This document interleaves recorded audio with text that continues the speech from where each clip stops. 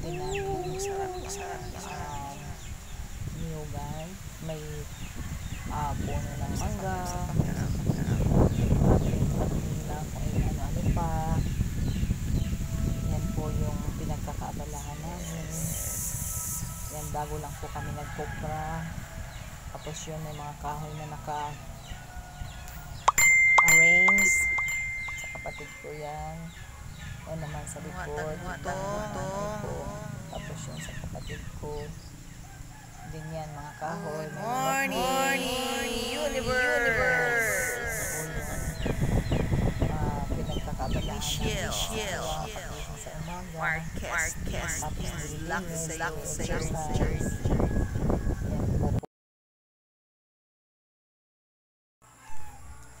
Ito nga pala ang asawa ko. O yan, nagre-ready na siya kasi lilinisin namin yung ilalim ng kalubihan. Good morning. Kasi mahahaba na yung mga damo. Ready to rumble? O ayan, Oh, no. kanyang uniform. Yung mahabang mahaba sa kamay para hindi siya matamaan ng mga kati-kati. Yan pala yung sa kahoy ng kapatid ko, binibenta po niya yan. 13 pesos ang bawat tali. So para naman may pambili sila ng, ayan po, naghahaling-haling kami. Nagsiga-siga para po maalis yung mga lamok-lamok. Yan, may aso din. Yan, yung isang anak ko yan. Yan naman mahilig magsiga-siga. Yan ang kanyang paborito. Magpapausok. So, ayan si Tex. Yan nga pala, nagbakasyon kasi hindi pa muna siya tinawag sa office. Ayan, may mga kahoy ng kapatid ko. Nag-umpisa na siya. Nag-umpisa na siyang mag-mower. So, nabili pala niya yung mower na yan bago siya pinagdalog sa Bohol. Talagang bumili na siya, pero hindi siya heavy duty. Ayan, kasi umpisa na po siyang mag-mower in order. So, nabili niya yung mower niya. Pero napakuha naman. Tapos sabi pa niya, pakuha daw siya Sa ng binuungan. video. Pinili niya. Papakita daw niya sa mama niya. Electric lang yan. Pero napakarami ebidensya siya daw siya na ginawa siyang dito sa Bohol. Farmer. Hindi naman yung farmer. Gardening lang. So, tapos Yuha. magporma na siya. Pero gamit naman din yung mower niya. Electric nga lang siya. So, parang 2 hours, after 2 hours, na ulit lang siya. Magpa-recharge na siya. Pwede po na siya sa Bermuda din, no? Meron pa siyang sundang.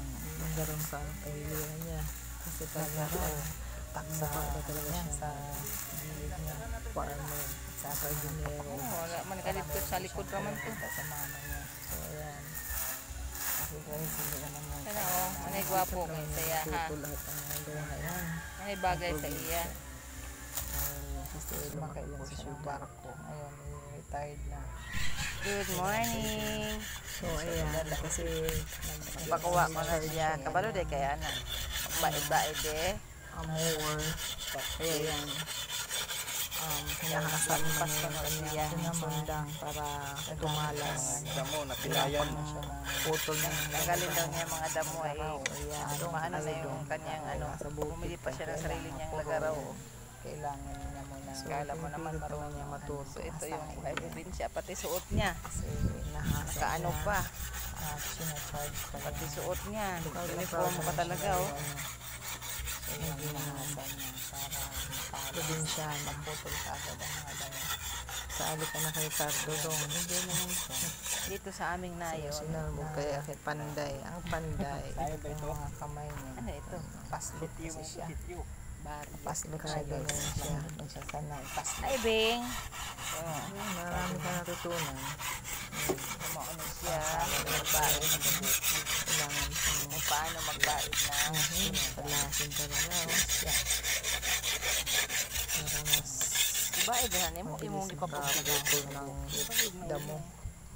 Dinext mo yung mga sinanglan yung buwan niya, di. Tinatry pa niya. Hindi ka sinerte. basta ako aha. Papalamo. Haid na ng imo. Hawakan niya. Dili pa. Ay, Sa isang banda naman. Ayan na. Ayan na. ini ang ako guys. So, Yan naman sa akin. Iba ang po ano na. yung paibaid. Ang sa kanya kasi mabigat. Ang sa akin naman, ang gaan lang. Para So, kasunod naman yung kasabi yan. Sa araw.